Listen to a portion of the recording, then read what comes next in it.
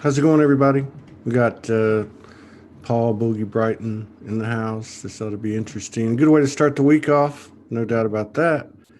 If these shows resonate with you, please share. It looks like we're getting hammered this morning on the distribution or the notifications, suppression, whatever you want to call it. But we do appreciate if you'd share it to a page or to a group. That'd be cool. And we're still working on a solution, a temporary solution to our private network, and should be making some good headway on it this week. We might even be able to start broadcasting this time next week. So let's get Paul up here and see what's happening on his end of the apocalypse, the unveiling. There you go. Okay.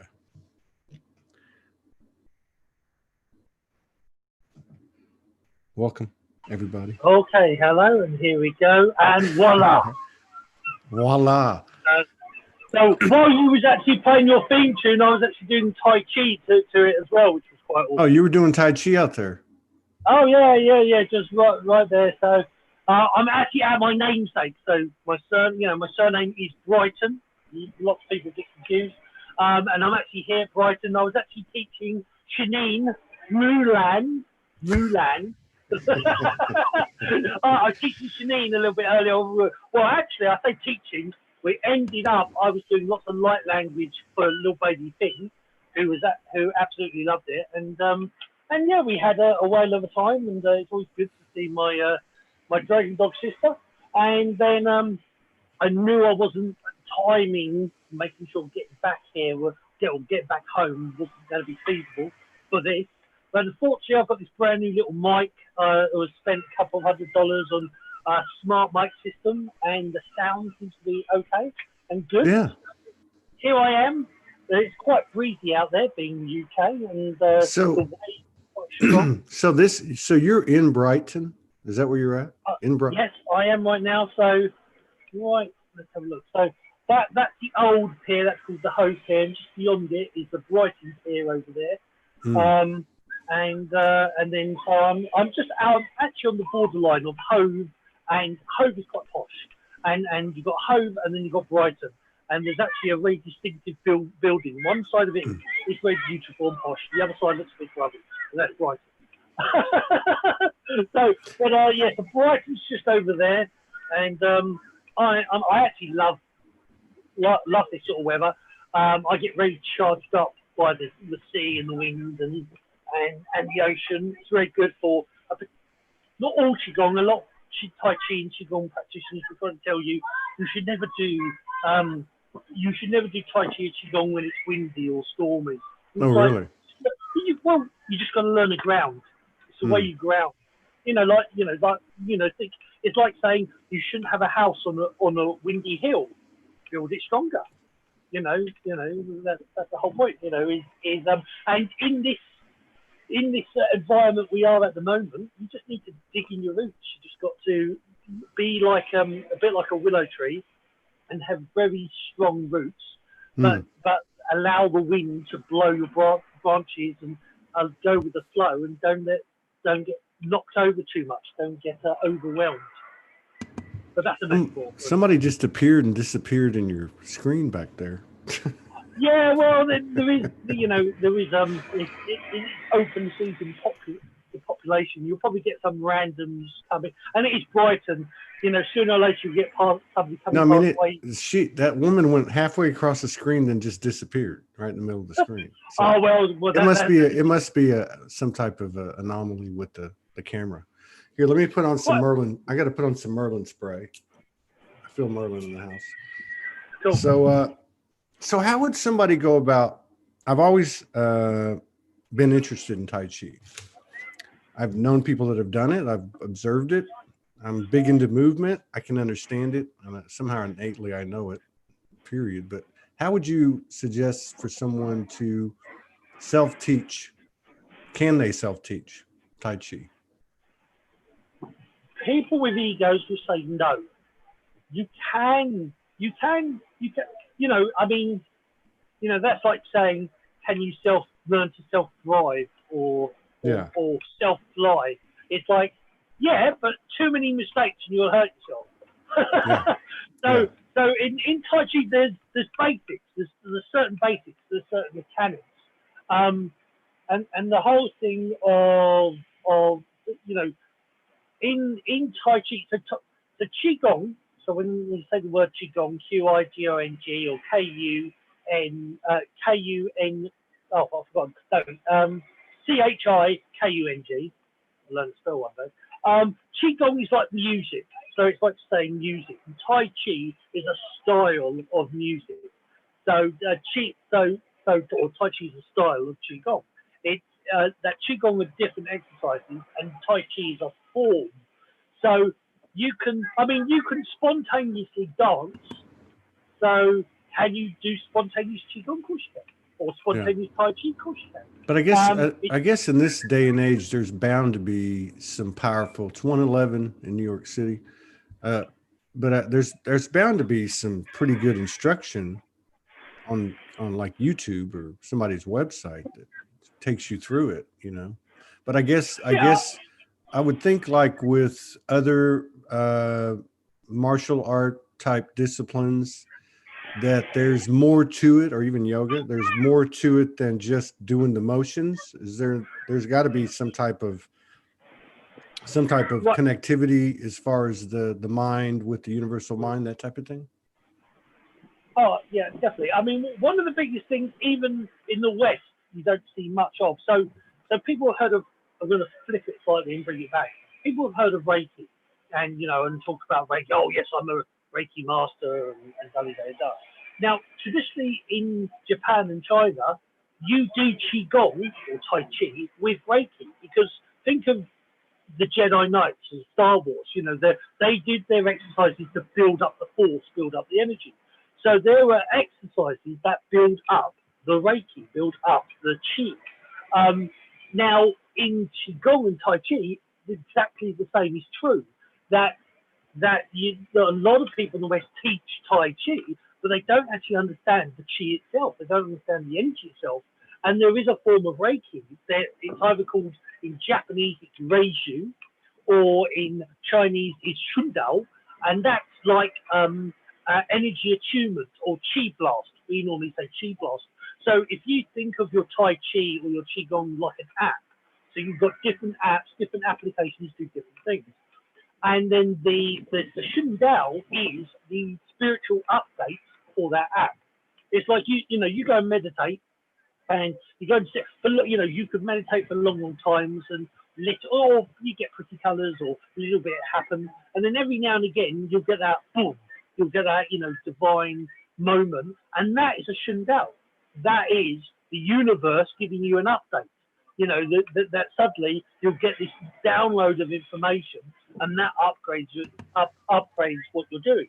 And the thing with the Tai Chi, Tai Chi and Qigong is mind, body, and spirit. It stretches the body, it stretches the mind, and it stretches the spirit. Now, yoga and what's called Neigong, which is Taoist yoga, they stretch the tendons, and when you stretch the tendons, you actually release the emotions. You release the toxins. You said tendons? Tendons. The tendons. Yeah. You know the yeah. I'm British, you know, so I obviously no. I just wanted to make sure because I'd never heard that before, and I know I've been very sensitive to my tendons, like since I was late teens. You know, like for instance, if you lift weights and you overdo it, your tendons get really tight and painful. Yeah. But I've always noticed that too because I've dislocated a thumb, and the tendons were like the last things to heal. So I learned a lot about, you know, there's the muscles and there's the tissue, and then the tendons are really, really, you know, significant in terms of movement. But this is why weightlifters that aren't taught correctly, that's why I did this. Weightlifters end up with when they, they have the gap underneath their arms. It's because they're building up the muscles, and every time you build up a muscle, you actually shrink the tendon. So what is meant to happen is that when you're building up muscles, you're still meant to be stretching. You're still meant to be stretching the body as well as building up the muscle. And this is why like Bruce Lee was known as being super toned, but he was super flexible because he worked on both. You don't work on one, you have to work on both. And this is this. It's now like modern day. I used to say Western, but it's modern day approach has missed the mind, body, spirit connection. So with the body, you have tendons, and you have muscles, and you have the sinew, and you have the fascia, which is the skin underneath. Now that is actually known to actually be the skin of light, or it actually generates light, and that can affect the whole body as well. But this whole thing of muscles and tendons is really important. Now the Shaolin monks, everybody has probably heard of Shaolin Kung Fu, and we see it as fighting. But the whole reason we have Shaolin monks is because Buddha Rama went to the Shaolin temples, which are in China, and basically looked at them, and they were very big and fat, and they were quite spiritual and quite connected, but they were physically overweight and obese. And he basically said, this will not do. If you want to truly attain enlightenment, if you want to truly understand the universe and the sense, and whatever that means to you, you must strengthen body, mind, and spirit. So he gave them forms of yoga, but then told them to go and find their own forms and find their own system. And they studied the animals and studied the elements, and they came up with Kung Fu. So Shaolin Kung Fu, and Kung Fu, or Kung Fu, as we normally say, Kung Fu means sporting activity. So American football, that's a Kung Fu. Running, that's a Kung Fu. But it's understanding how to make it balanced. And in Eastern philosophy, you can turn a Kung Fu or an exercise into a Qigong, an energy exercise. So I've got one of my students who's a Sifu himself now, Sifu Bastilia.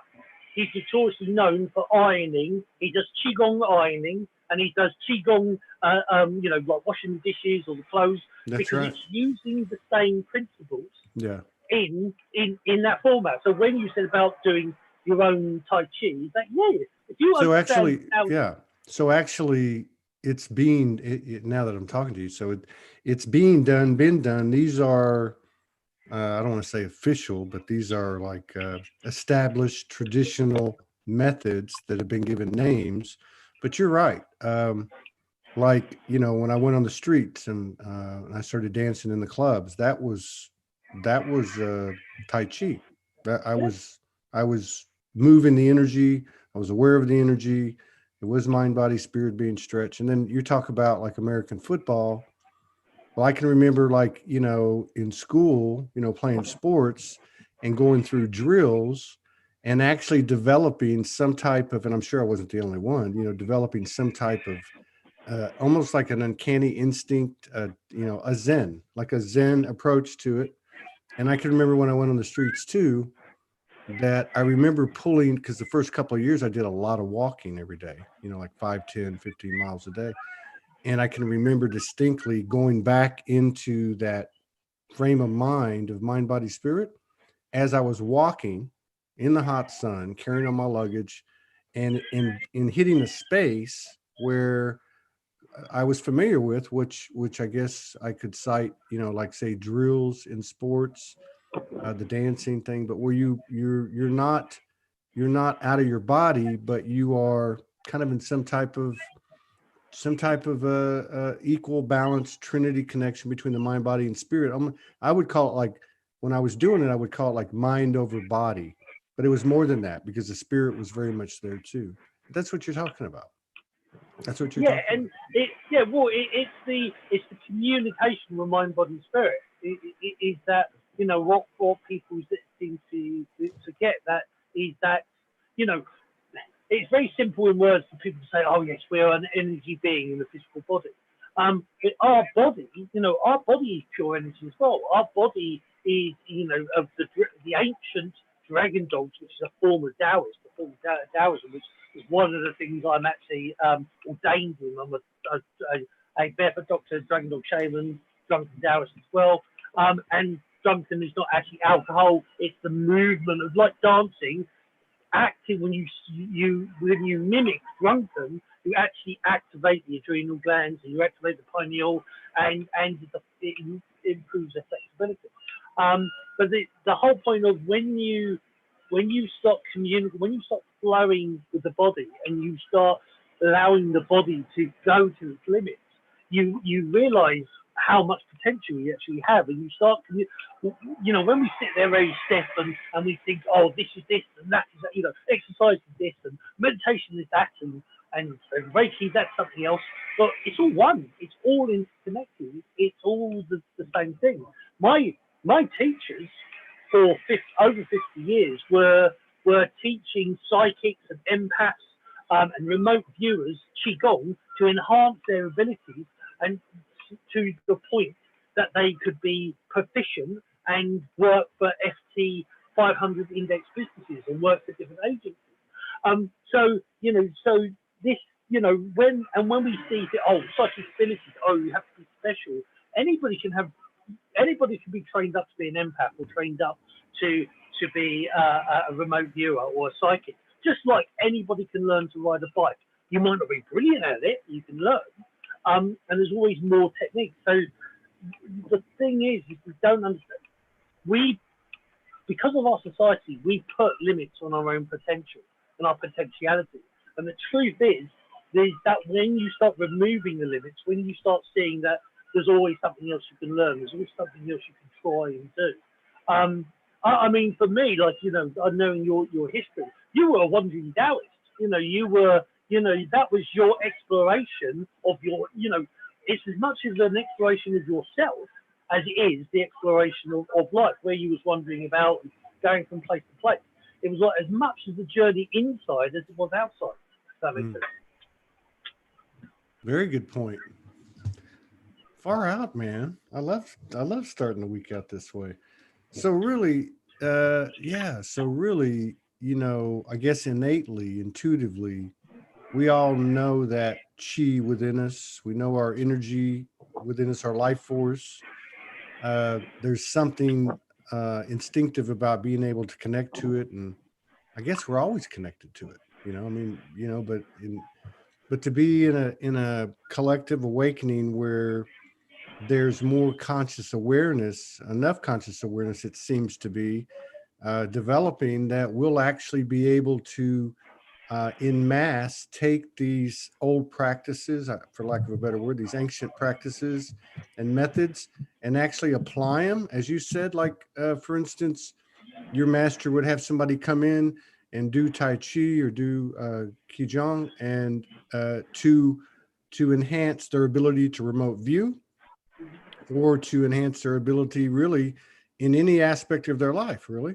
You're like sharpening a knife, aren't you? Yeah. There's a saying I'm known for, is that I've got qigong for that. There's a qigong for everything, and qigong. Think of qigong like an app, like an application. And And the weird thing with these exercises, in the West, we try to explain stuff. We try to say, oh, wait, this is a bottle, and inside this bottle there's liquid, and the reason the liquid's there because the bottle is solid, and rather than just going, we make a big thing about trying to explain everything and what it is and all of that.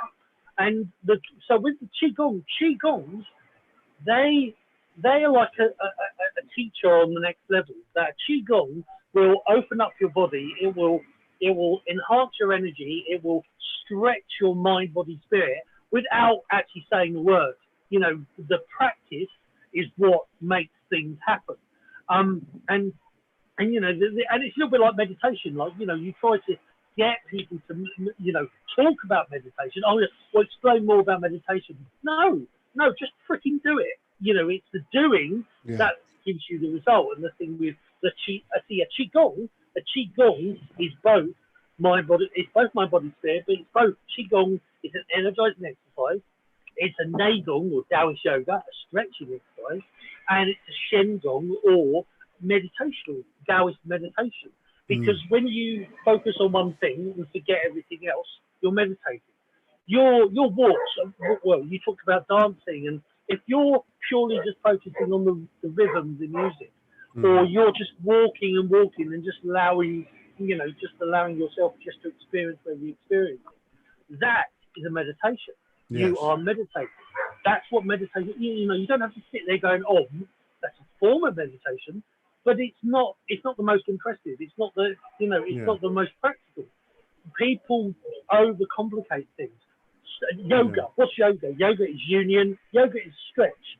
You look at a cat or a dog, you see them do yoga every single time they wake up or they go to move. And, yoga is stretching. When you stretch the tendons, you release toxicity that is in your body. You stretch the tendons, because I'm learning something here. So when you stretch the tendons, you're releasing toxicity. Yeah. Right? Yeah. Well, our emotions. So in the ancient knowledge, it's your tendons that store a lot of your emotions. Muscles build up and tense and can tense. So like when you get angry, you sort of tense.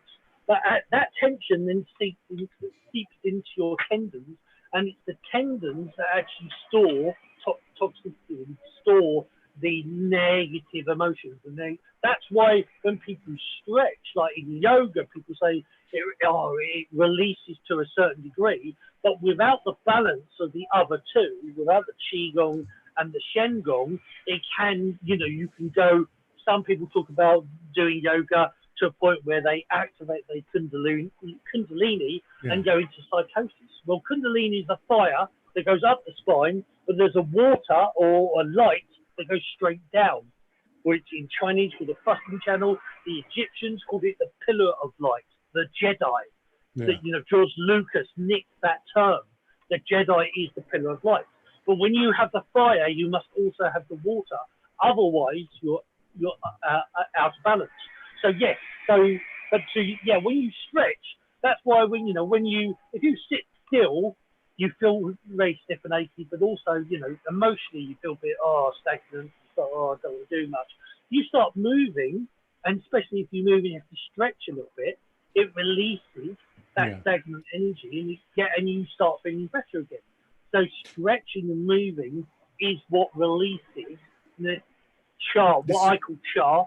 Cha literally means what you no longer need. So it's not necessarily bad. It's just what you no longer need. Because like what I breathe out, trees breathe in. That's right.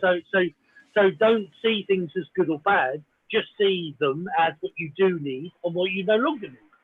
So it's interesting too, because if you think about what's been going on the last 2, 3, 4 years, particularly with people starting to understand that they have certain blockages within their body where muscles constrict, and now we're talking tendons, which even takes it deeper. But what I was getting at is, like, if you take myself, for example, from 30 to 42, I had severe lower back problems, and my muscles atrophied a little bit, and I built them back up, and I started to understand that there was a lot of trauma or whatever stored in there. But I haven't ever thought about this. Now I've worked on my flexibility from the lower back by working my stomach muscles and leg muscles and such. But are there tendons in the lower back? Or are there tendons attached to every muscle group? The vertebrae of the back. So you have, well, you have the intercostal muscle, which is sort of like an elastic band that actually is connected to the whole spine. And that is like sort of like, I'm like hunched down like this, and then if I was to pull that tendon and pull it up, that would straighten me up. So that can become weak, and the whole point of the spine. So this is where, like I say, everything, mind, body, spirit, everything's interconnected. Is that each vertebrae of your spine houses veins that go to different organs, but those different organs hold different emotions and different and can hold different stresses. So when your spine is, if you've got stiffness and tension in your spine, stiffness and tension in your body, therefore then affects your mood and affects your emotions, and then that affects your energy. So a stiff body, or a tense body creates tense emotions, tense mood, which creates tense energy. Tense body affects the lungs, so tension in the body makes tension in the lungs, which means tension in your breathing. When your breathing is tense, if your breath is short and rapid and fast, your movements are going to be short and rapid and fast.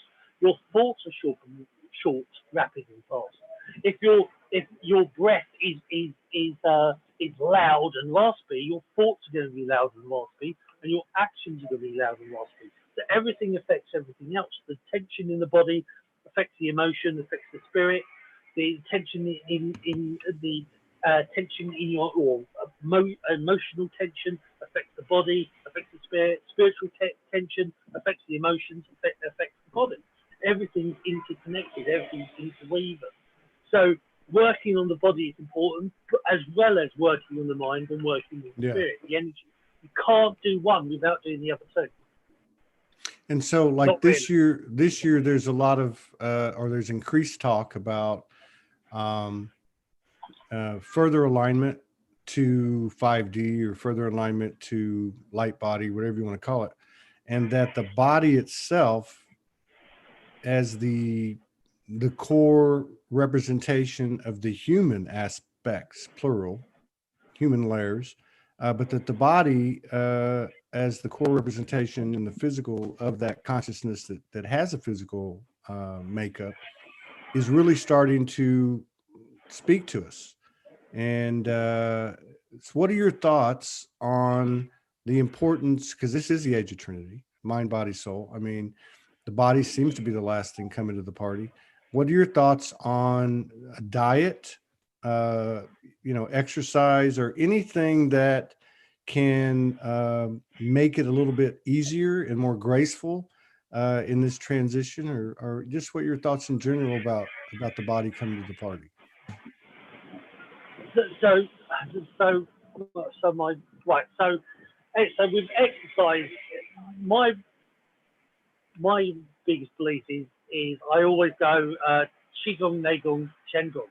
So if every single day, and even if I've only got 15 minutes, every single day I do a little bit of qigong, energizing exercise, a little bit of neigong, which is stretching exercise, and a little bit of shendong, which is meditational exercise. Now, as I sort of said, like if you go walking or running, you turn that to meditation. Well, with the same sort of tweak, you can turn that into qigong, an energizing exercise. Another little tweak, you can turn it into a neigong, a stretching exercise. So doing those three isn't actually that hard to maintain or to draw up, that energy.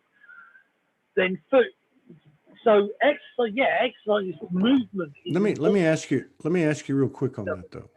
I just want to make sure I understand it. The three types. So you had the nagel is more like the yoga, right? The stretching, and then one of them I can't. It's a form. Well, the twist is that there are qigongs that I could show you a qigong, and that would have all three in it. That's what I mean. That's what I was getting at. Yeah. So the three in in Western terms, the three types of qigong or whatever that you were talking about. One is movement, one is stretching, and the other one is more of a mind meditative thing, right? Yeah. And you can actually Meditation. you can combine all three. Okay, go back Yeah. to food and what we ingest. Right. So with food, So yes, the whole point of that is, in the West. Well, quickly on that, and then I'll go to food. Okay, On yeah. on that, people see them as separate. Oh, stretching is stretching. Or exercise is exercise, and meditation is meditation. It's like, well, no, actually, when you incorporate the three, it opens up a whole new thing. It's like saying if you play guitar and you only use two notes, you're only going to get so far. But if you use five notes, you're going to go a hell of a lot further with your music and what you can create. And it's the same with when you combine these things, you can go a whole lot further. Now, food is actually exactly the same. Is that in the East, or especially Taoism, food is medicine. Not just herbs is medicine, but food is medicine, to the point where there's actually what's called 5 elemental cafe in China, where you see a doctor. He walks in. I think it was Bones. There was a program called Bones many years ago, and they had this cafe, and you go in the cafe, and he would look at you and go, "You need chicken noodle soup," and you go, "No, I don't. No, I don't." But if you had the chicken noodle soup, suddenly you were a lot better. And that sort of thing exists in these cafes in China, where they look at you, they check your pulse, they look at your tongue and whatnot, and then from the elements, they would actually say, right, you need this food, and this food, cooked in this way, and that will help revitalize your energy. So there are ways of cooking food that will improve your health. But for me, ultimately as a Taoist, is really to be like a child, take responsibility like an adult and be like a child. What do I mean by that? What I mean is that if you fancy like certain foods, then have it. Our issue is we worry about this and we worry about that, and our bodies can actually self-act. Our bodies can work out what we need and what we don't need. And when you do if you're doing qigong, neigong, and shenggong, that helps. That helps also, like, allow your body to figure things out. So, if you want something, say, I don't know, it's something that you're not allowed to have, or it makes you affect you in a certain way. If you have it a rare occasion, or you have it and you don't tell yourself off and break yourself for it, your body will absorb it in a better way. It's when we punish ourselves for eating things, or we act in a certain way, or we eat under duress and stress, our body struggles to process that food, and when it struggles to process that food, it will actually draw less of the nutrients, which means it ends up being more of an issue to begin with, and it will cause more problems. And it's the whole understanding about not just about eating, but how you eat your food, and how appreciating your food and giving yourself time to eat the food and absorb it and enjoy it is as important as what you eat. Because a lot of the time you get people who eat super healthy stuff, but they're still ill.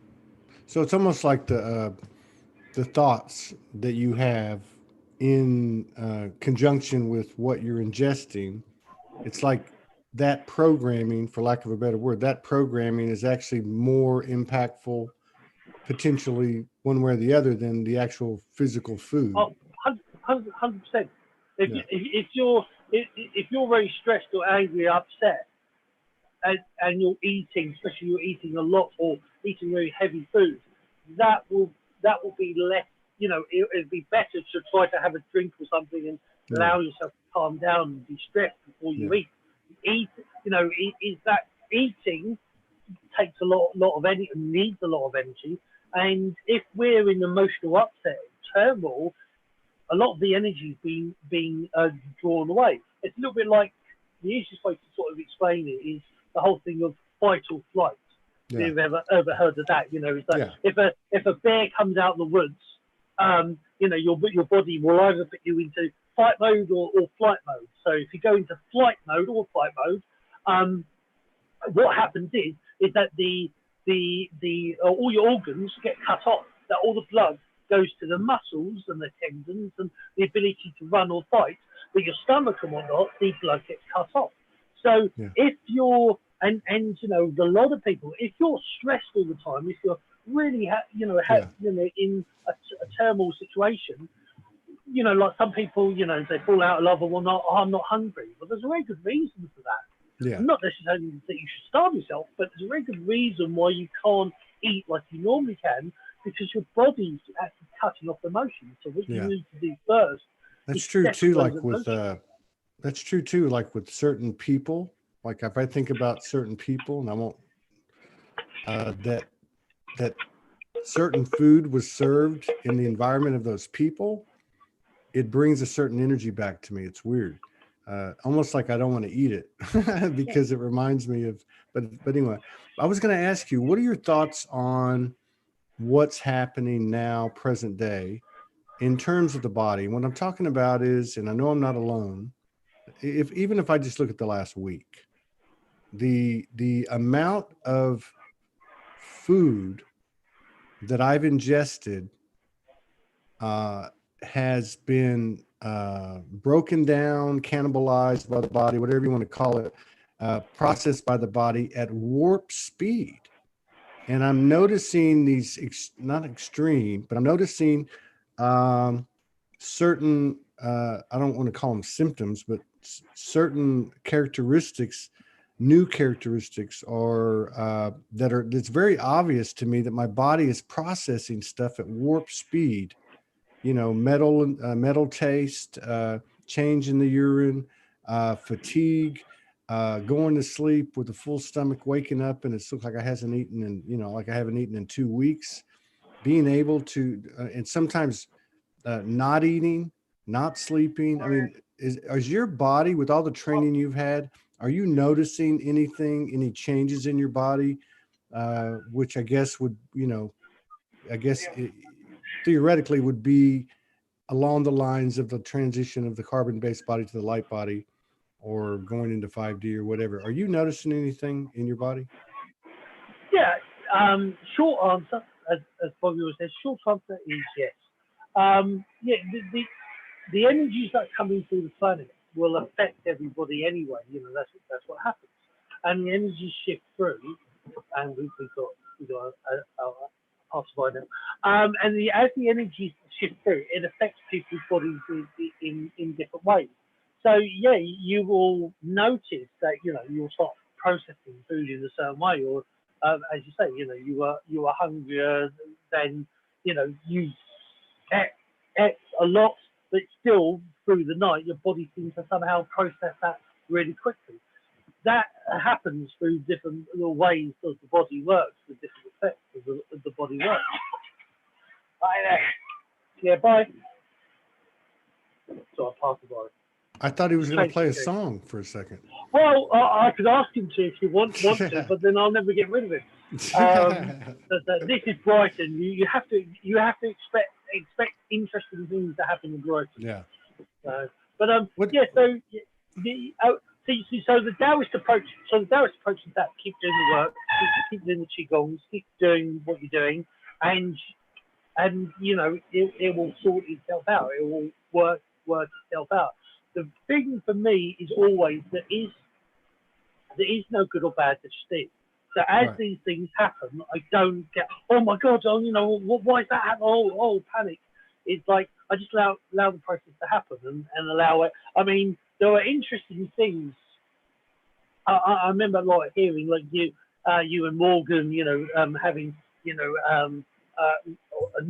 amazing out of world experiences, you know, and different beings connection, and that for me that's happening more and more. You know, that's you know is you know falling asleep or coming from waking up, and the body and the universe sort of blending into one, and suddenly my awareness is is the universe. And where that would happen for many hours of meditation, that's now happening when I'm waking up, Wow. every now and again.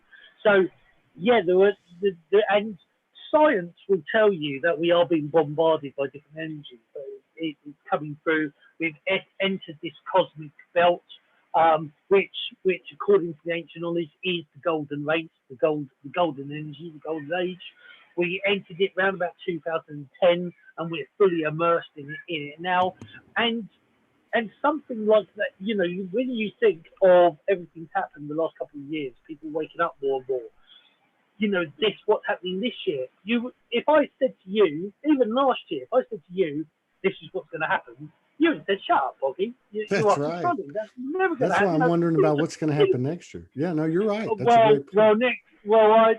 Shanine asked. Well, I said to Shanine, this is getting you ready for next year.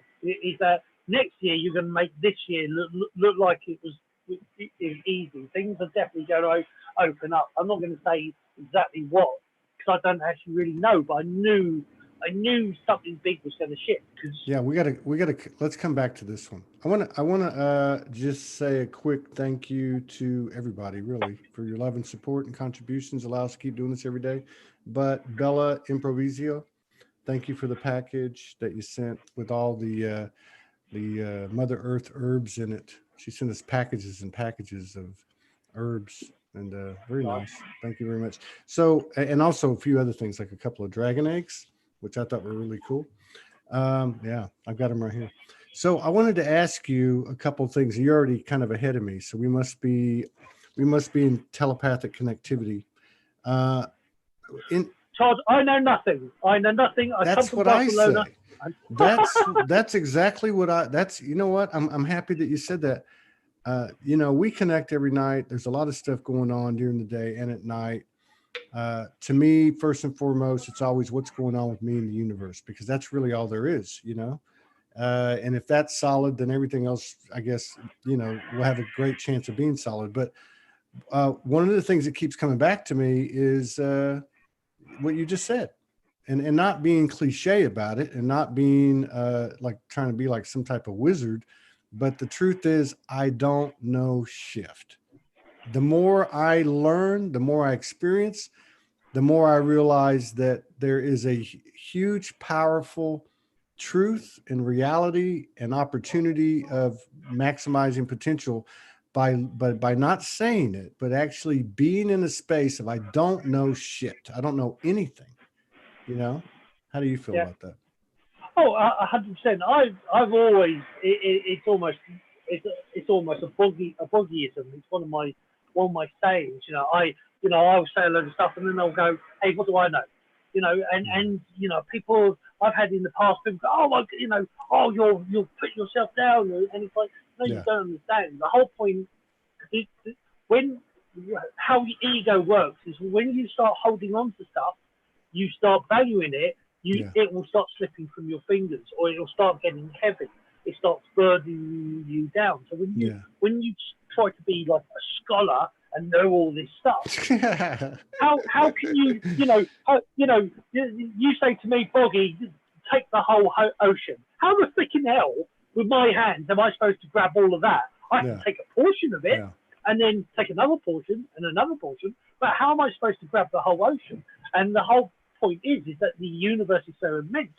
There's so much information, and if, as quantum physics and the Dragon Dog say, that everything here, all of this is all energy, and it's conscious energy. Yeah. So if the whole universe is conscious energy, how are you meant to grasp that? The only way you can grasp it is by expanding your consciousness to be it. So Yeah. the Taoist viewpoint is the more you learn, the more you grow, the more you grow, the more you know. But as soon as you try to hold on to that knowledge, that's Yeah. when you slip. That's when you'll Yeah, fall. what does Nicky Hammett always say after one of his sermons? He'll say that some and I know it's Far Eastern, but I can't remember what it is. And basically the saying is, now forget everything I just said, or something like that. I wanted to ask you. I wanted to ask you about. Hang on a second. Oh, okay. So I guess in terms of predestiny, fate, versus co-creators, made in the image. There also seems to be something else coming to the surface as I can see it from the chair I sit in, which is, I'll just try to describe it this way. So on one end, you have this, well, if the universe wants it, then that's what will happen. If the universe wants me to do this or be with this person or have this or have that, then the universe will see to it that it happens. Then there's another side that seems to be coming from a renewed place, a place of more awareness for collectively it's available. It's just the way I'm seeing it, where we can actually choose what we want, and there's some type of necessary alignment to be able to do that in such of a frequency as new earth and rebirth, resurrection, whatever you want to call it. But there seems to be like a bit of a divide there. Do you feel that we are becoming empowered to be consciously creating what we want? Because it certainly looks like what we're thinking about is manifesting more and more immediately. Short answer, yes. The long answer is one of the most fundamental laws of the universe is free will. Is that everything is energy, everything is conscious energy, everything has free will. Which means that yes, you may want something, but also everything else has a choice as well. And so, you can go for something, whether you get it depends on certain things. But it's like if you're hungry, and I don't ask you if you're hungry, and you don't tell me you're hungry, how do I know you're hungry? How do I know I can help you, or how do I know anything unless you make communication? So the point, what I'm saying is that if you want something, you say to the universe, and you are the universe, so you say to yourself, I want this, I aim myself for this goal. It's like, if you're on a lake and you have a boat and you steer twice on a boat, on a lake, your boat is probably going to go in a straight line. On an ocean, you're freaking lucky. So on an ocean, where the waves are up and down and everything else, you're going to have to do a lot of rowing. So depending on where you are in the universe, depending on what it is you're asking, if you're asking something that expands a lot of energy or a lot of other beings, you may need to direct that shift, that idea in a certain way. But when you're talking about, for example, in your own being, getting yourself fitter or stronger or healthier, it's a lot easier than necessarily becoming president. So the whole idea is that inside you are more your own creator. You can create things in a certain way. And yes, I think we can definitely steer things in a certain way, but also you have to also understand that there is free will. So, do I believe in, you can have whatever you want, or do I believe in fate? The answer is yes. Is that yes, I think you can definitely, and if you're willing to negotiate as well, because everything in life has a price. Yeah. And as long as you're willing to pay that price, you can have whatever you want in life. Like become the president.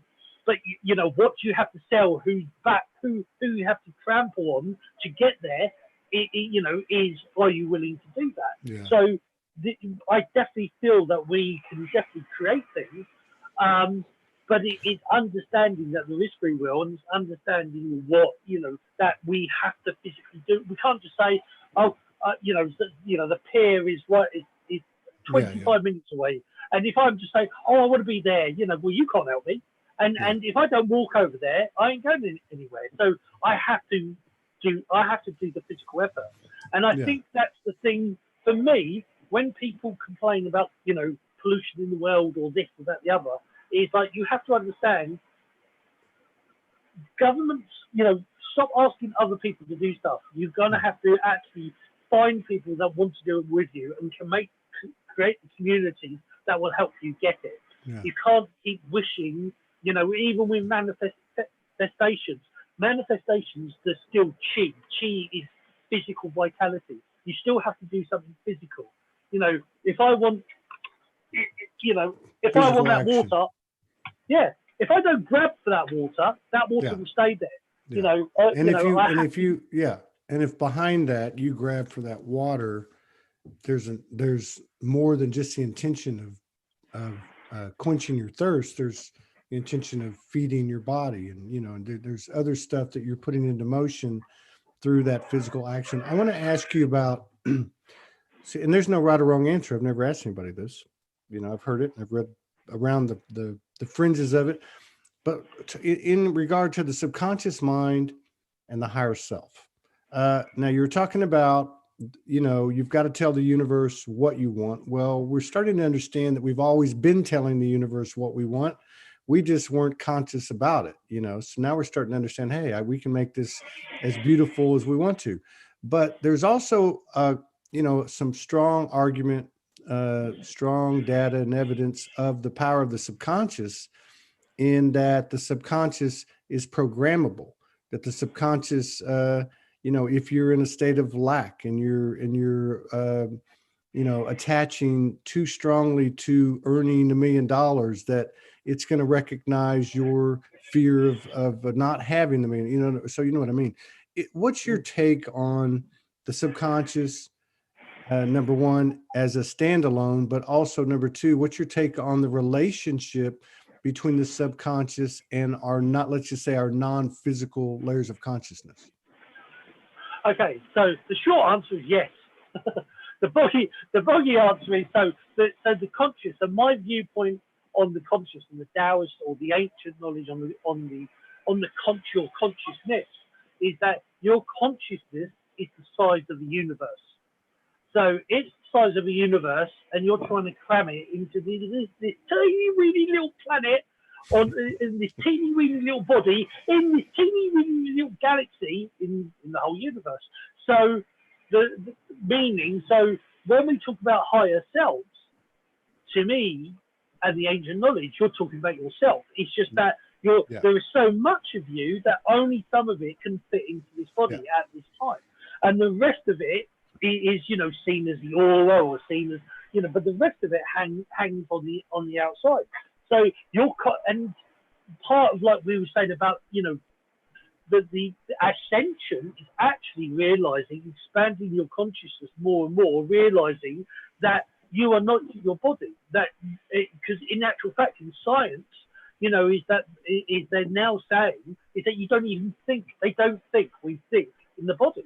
That our conscious, we our thoughts, they actually now believe are out here, not in here, not in this. They're out here. They're part of your consciousness. So the ancient knowledge is saying you've got to dissolve the body, forget the body, think beyond the body, be big, go beyond I agree with that. the limits of so I've had lots of experiences where I'm like sitting down here, but my awareness is 15 foot up in the air. I'm looking down, I'm not looking down at my body as in I'm astral traveling, but my awareness is actually 15 foot diameter. So I'm actually seeing, and that time where I said about being the awareness of the universe is that my total body's on this planet spinning around in the universe, but my actual awareness is far beyond. So like you could say like your radar. So I think that according to and I think I truly believe this is what ascension truly is realizing you're so much more. Where at first people really struggle with that concept, with that idea, but there are ideas. There's too long for that. There are things that will help you start to perceive things as a bigger picture. So going on to that, what you said, the next part is that, so in neuro-linguistic programming and psychology, yes, words are we live in a Harry Potter world. We live in a magic world, and we don't realize words are very powerful. There are certain words that have been controlling and governing us for all this time. If you I really want to be a millionaire, you'll always be wanting. You'll never get that And when you understand psychology and you understand NLP, they'll start saying is that when you manifest stuff, stop thinking of it in the future. Think of it now. Yeah. If Yeah. you think of it now, and there's a whole big thing on this. Well, the psychology, even with athletes, they got athletes to pretend that they were running, and as because they've done it thousands and thousands of times, they started to get ready for the run in their head and imagine everything they do, and their heart rate started rising, their muscles were all they had all the nodes all on them, and their muscles start flexing. And what psychology knows is that the mind can't tell the difference between what you imagine and what is real. And that is in psychology. This is science.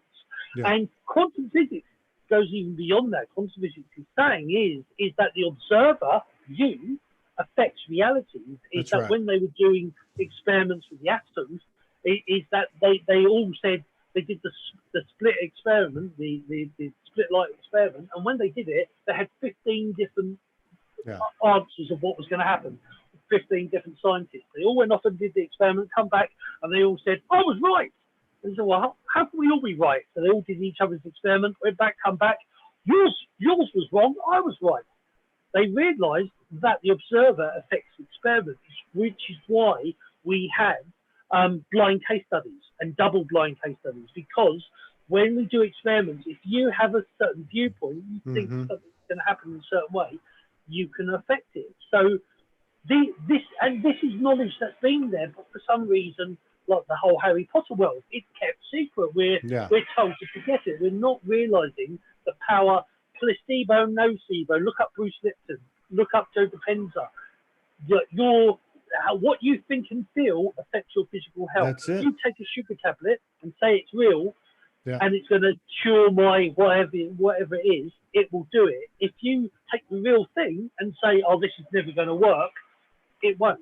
And the science on both the nocebo, which is negative, and placebo, which is positive, is that 80% of people on the that either nocebo or placebo, 80% of them were right. So you were either negatively right or positively right. And I think that's probably that's a great explanation, because, well, first of all, like the thing that you said about the thoughts are outside the body. If you look at some of these pictures that people take, and they have those lights all around them, and people are always saying, I wonder what those light beams are. And I think that they're actually emanating from themselves, right? Yeah. That's their own stuff. So if that's happening, then what's happening in the more physical aspect? And then you talked about the quantum thing.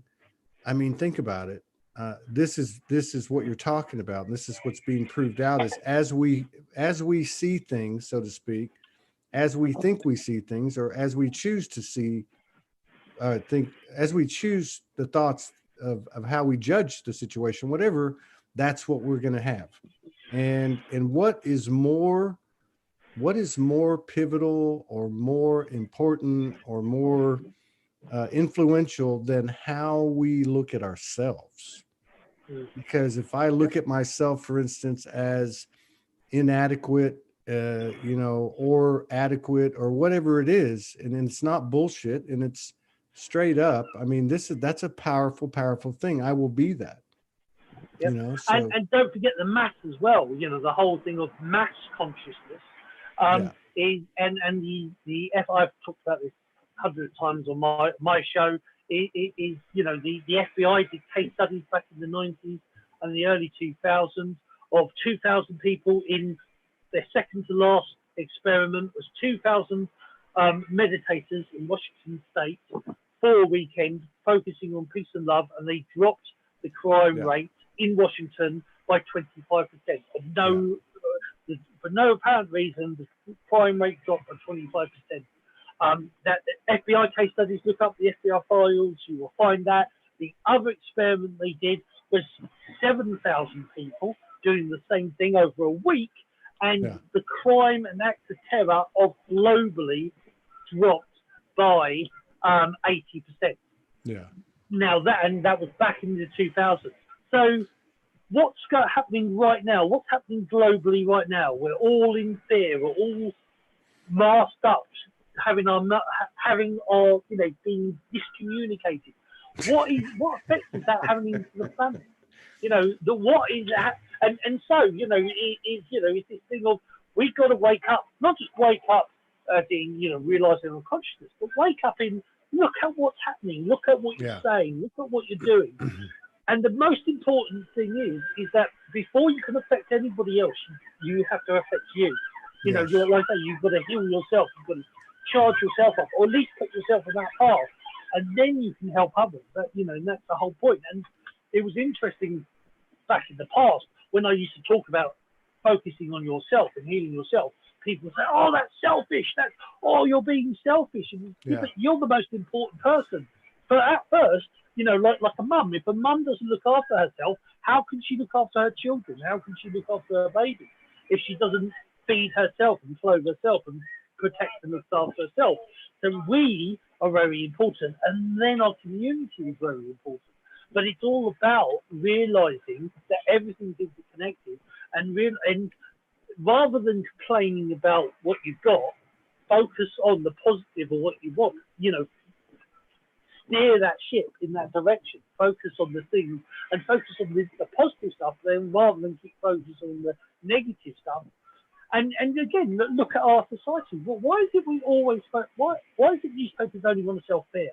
Why is it we're always focused on the negative side and the this and that, the other? And there are problems, but how do you don't solve problems with the same same techniques that created them to begin with? Yeah, you got to find another way. So, so you brought up, there's two more points I want to make sure I hit before you got to go. Are you okay to stay a few more minutes? Okay. One. I'm here for you, baby. I'm all yours. So one of them is about the mask. Now I'm speaking in terms of this as an example. Okay. As an example of how the physical and the energetic fields are playing out and bleeding over into each other. So on one hand, you can say, I refuse to participate. I will not energetically silence myself or block my field or allow this infringement upon my sovereignty or whatever. On the other hand, you can say, I have to go to the store. I have to go do this. I will put this mask on and consciously communicate to my field why, and I will adapt without charge and go do what I got to do. Is there something in between the two?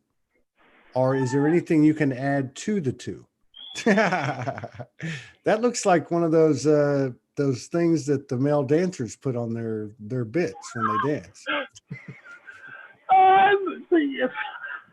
No. Well, if I got one, but mine's bigger than that. Well, I've heard that about you, Todd. But I'm from Texas, so. No, but the whole point is don't let the mask hide what you are. Be on the inside what is hidden. That I mean, if anything, I'm actually looking at getting one of these LCD ones with like a face or. The whole point is I'm a little bit of a rebel, and the whole idea of but it's only because this is a work one. I haven't actually put a big smiley face on it, or take the red pill, which is probably something I'd like to put as well. But the whole idea is that sometimes when I was a baker, I used to be a baker, and my management, the management always thought I was a cowboy because I was always breaking the rules. But every time we had texts on like health and hygiene, I'd always get 100%. And they say, how come you get 100%? But you always break the rules. And my answer is, you have to know the rules to break the rules.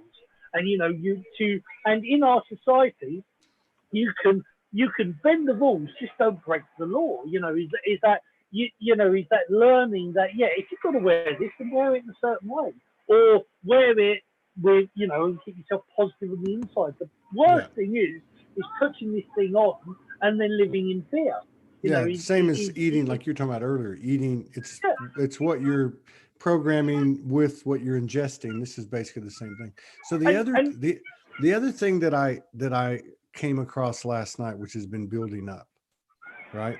I have a habit. I have a practice of, like checking into certain channels or shows or websites just to get a feel for what's going on, and also in evolving my own practice of non-judgment, discernment, and so on. Anyway, so one of the things I came across last night was a prominent person in this community, let's just say.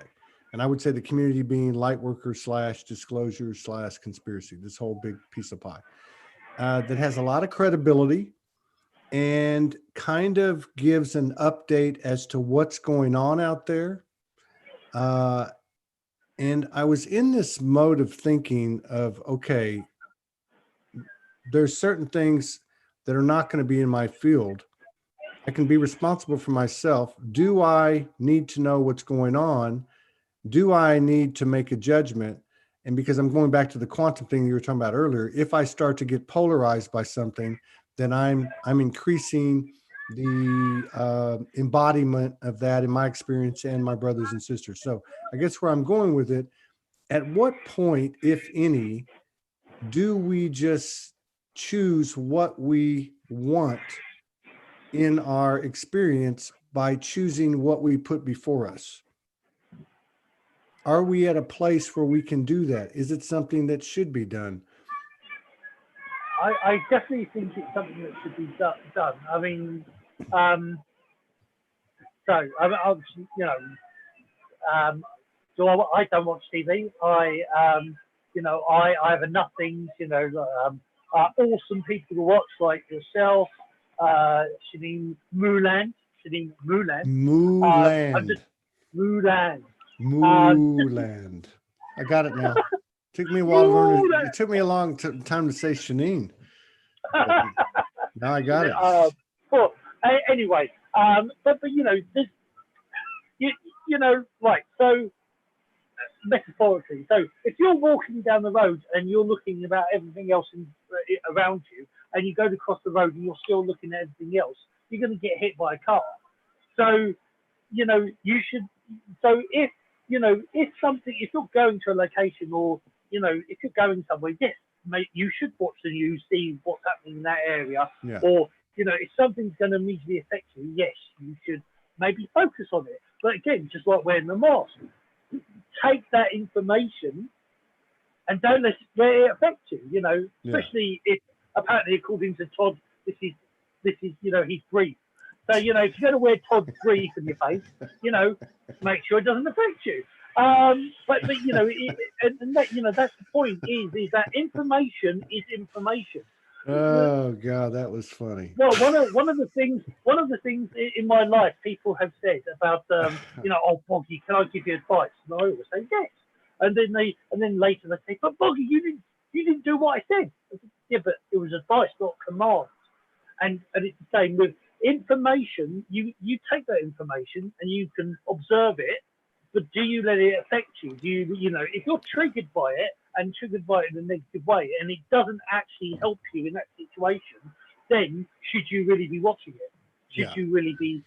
I guess that's where I was at, was not like seeking anything out, but okay, like with you and everybody here, there's a part of us innately that's thirsty, like a sponge that's always been trying to find stuff. So I found that in my own experience, I'll exhaust the use of certain frequencies, whether it be a channel or a show or whatever the case is, right? Or a book or whatever. And so you search for more and more and more.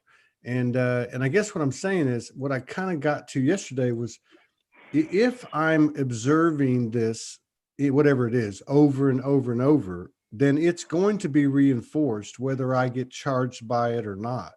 And I'm not saying that's the gospel. I'm just saying this is my experience. And I'm just wondering if, because, there was this whole thing, let's go back 4 or 5 years ago, or even 2 years ago, there was this whole fluffy love and light bullshit thing, which was basically, don't look at the evil. It's not there. Look over here. La, la, la, love and light, love and light. I'm not making fun of anybody, but that's the fucking truth. All right.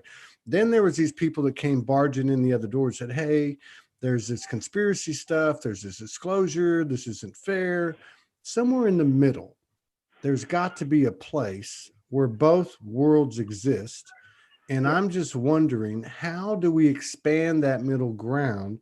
If we see something that doesn't serve us, we're not ignoring it. We're just choosing not to keep that or sustain that, within our field.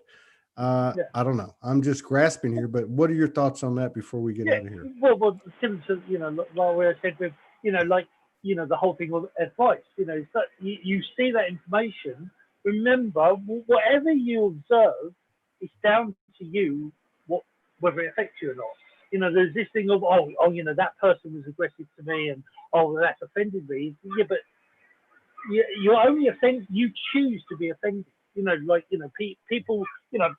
Through I've got, you can't see them now, so they're all hooded up, but I've got big ears and I'm funny looking, and I've had lots of different insults and things over the years, and I learned I learned a long time ago that if if you choose to be offended by that, it will affect you. And the Buddhists would say, it's then like a rock that you carry on your back, in your rucksack, and your rucksack gets heavier and heavier and heavier.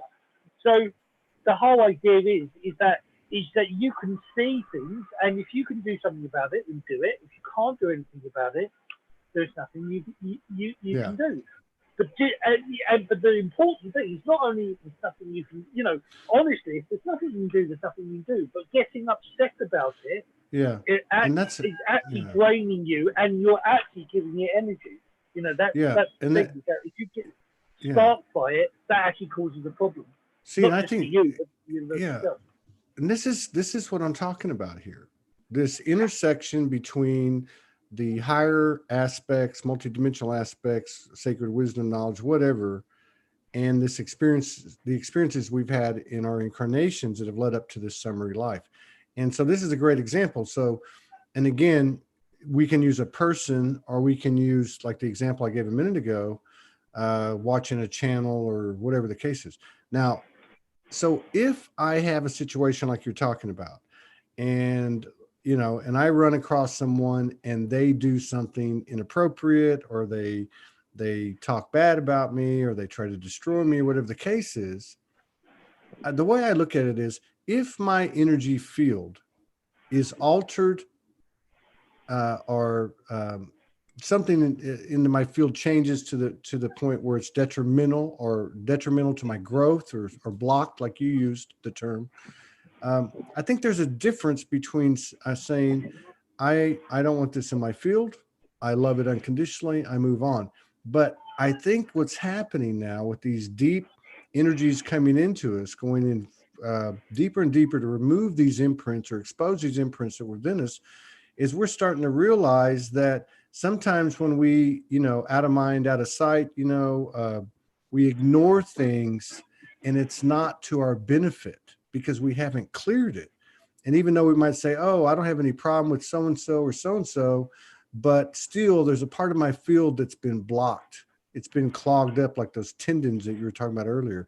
I don't know. I just see these really kind of boots on the ground revelations coming to all of us. We think it's going to be spaceships. We think it's going to be, lightning bolts and, natural earthquakes and this and that. But I really think it's at this gut level, this boots on the ground level, where we're having to deal with some, well, what are they? They're just 100% human experiential issues and aspects of us that we've got to get to know, I guess, is what I'm feeling. Yeah, yeah, 100%. I think, or for me, like, what part of that is like people talk about, like soul cleaning, or releasing trauma, these sort of terminologies. That never stops. While you're a human being, there's always something else to release. There's always something else to let go of. Is that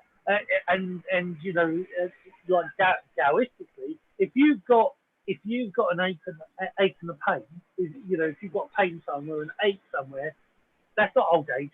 That's blocked trauma. That's energy from. Now, if you want to get really spooky, or really, what's called Taoists called the cloud whispers. The cloud whispers believe that everything on the outside is a reflection of what's inside. Mm-hmm. So, and vice versa. So, an ache and pain on the inside could actually be a disharmony in the planet or a problem in outer space. I agree. Yeah. So those aches and pains you get might not necessarily be your aches and pains. They may be past trauma, past life, the planet. And so what would happen for a cloud whisperer is they would sit in an area and meditate, and if they suddenly felt imbalance in their body or aches and pains, they would work on those aches and pains and clear that. And when they clear on the inside, it affects on the outside. So, which is why the system Ho'oponopono, I'm sorry, I love you, please forgive me, thank you, actually comes from the Huna, the Hawaiian Hawaiian version of Reiki. Huna, that Ho'oponopono is actually part of their system. And it's very much that the outer world and the inner world is the same universe, which goes back to sort of what we were saying earlier, what I said earlier about the whole consciousness. If your consciousness decides the universe, then everything in the universe is affecting you.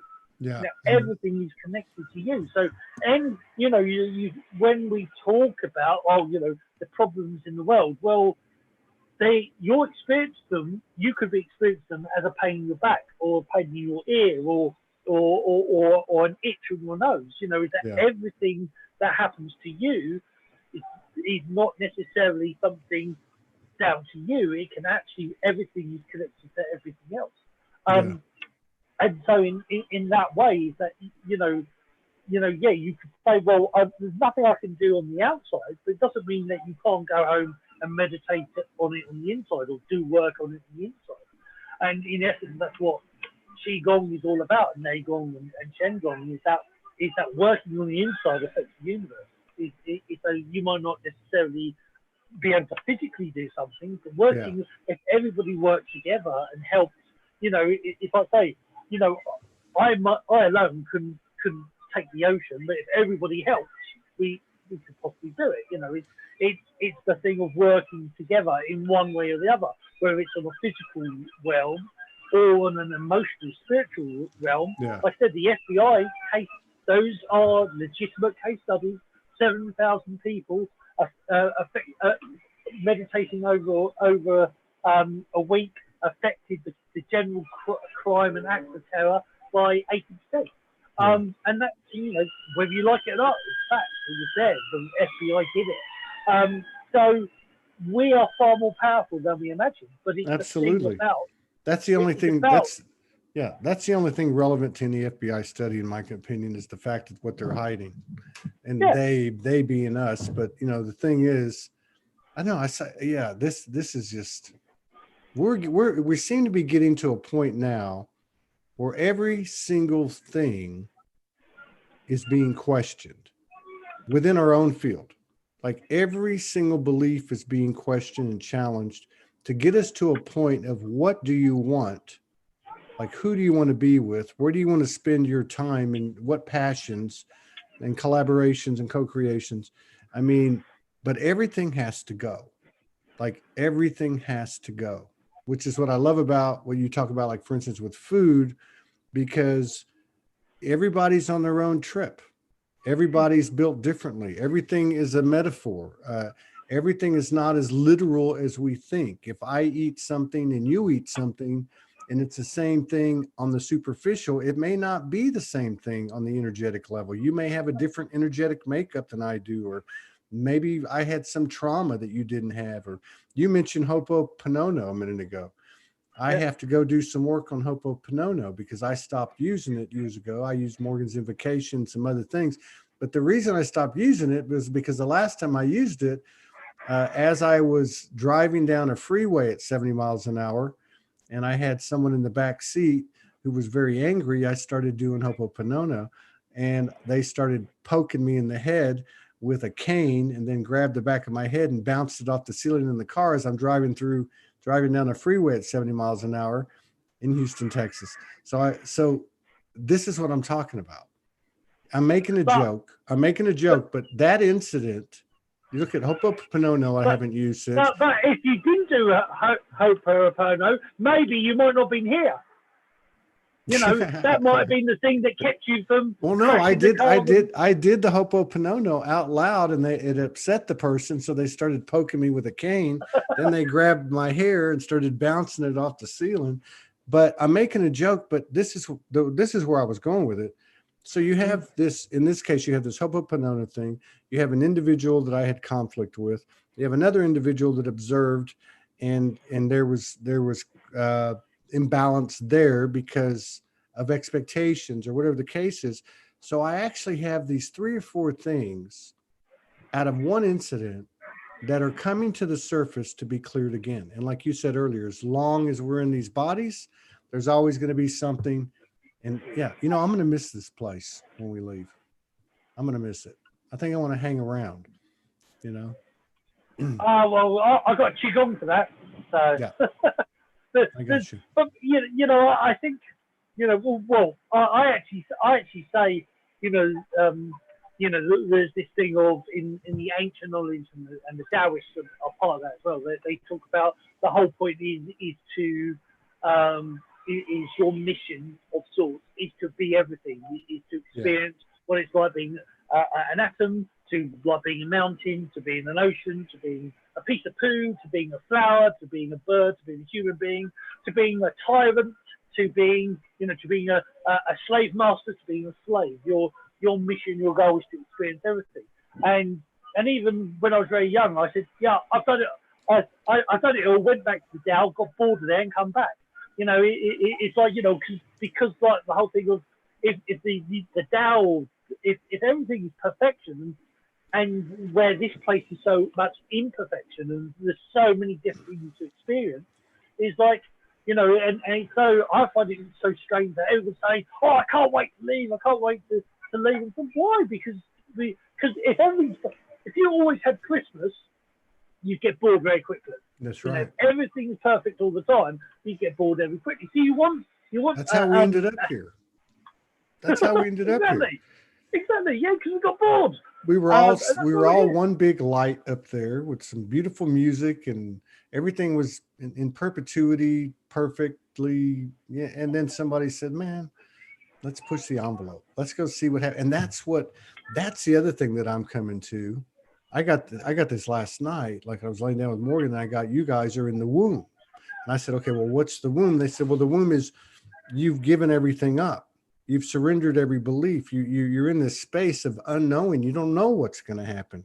And that's why I was talking to you earlier about, you know, fate versus, you know, I think the universe wants us to have what we want. And you talk about the free will, you know, when that free will is aligned with universal will, I mean, it's in the highest best good for all. You can actually, like you were talking about earlier, when you talked to people years ago and you said you served yourself and they didn't understand it. But I think there is blossoming evidence, you know, more and more evidence of when someone serves themselves with their free will aligned to universal will for the high and best good for all, that simultaneously there's a parallel reaction real time with your contribution to the collective expansion as well, you know, that is directly proportionate to your own expansion. It's all one and the same. So this is getting really interesting because we're in the physical. I really enjoy talking to you. I love collaborating with you. Anytime you're up for it, you just give me a holler if there's anything you want to work on together or whatever. And I'm gonna go see about maybe doing a little, finding a little Tai Chi video or teacher or lesson or something. Just to observe it for a little bit. Then I'll go do my own thing, which is pretty much of course, doing, of course. You know. And I wouldn't expect any different, Tom. So and I'll give you a brief back at some point as well. I don't know. Your ass must be bigger than mine. I mean, I'd need longer strings to tie it around my ass over there. I don't know how those things attach anyway. That's beautiful. Well, like I say, it's far too small for me. I don't, and it's far too small for you. So it obviously belongs to somebody, and I'll give it back to them. Oh God, hide the women and children, man. This is supposed to be the first show of the week, not the late night Todd on Friday night at 2:00 in the morning. Okay. Hey, I'm full of innuendos, and the whole thing with the innuendo, nobody knows. If you know what we're talking about, that means you're as naughty as us. That's the whole point. So, Right. Hey, anyway, Todd, it's been awesome as always, and I'll look forward to the next time. Yeah, and all blessings to you and your family. All right, I'll see you later, brother. Thank you, brother. Thank you very much.